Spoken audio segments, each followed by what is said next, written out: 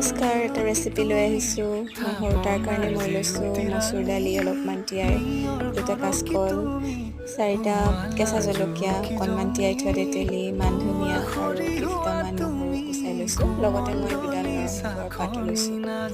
আৰু ৰেচিপিটোৰ বাবে মই অকণমান কাঁচকলৰ বাকলিখিনি গুচাই লৈছোঁ, যিহেতু কাঁচকলৰ বাকলি আৰু মচুৰ দালিৰ চাটনি বনাম। আৰু এই কাঁচকলৰ বাকলিখিনি ধুনীয়াকৈ ধুই লোৱাৰ পাছতে মই ভালকৈ গুচাই কাটি লৈছোঁ সৰুকৈ। আৰু কাটি লোৱাৰ পাছতে মই এইখিনি মিক্সিত দি দিম। মিক্সি বাতিটো দি তাতে মই নহৰু পাত, যিখিনি নহৰু গুচাই লৈছোঁ সেইখিনিও দিম। কিন্তু তাৰ আগতে মই মচুৰ দালি, তাৰপিছতে নৰসিংহৰ পাত, নহৰু আপোনালোকে 10 ফুটামান ব্যৱহাৰ কৰিব পাৰে। কেঁচা জলকীয়া মই 4টা দিছোঁ, তাতকৈ বেছিও দিব পাৰে।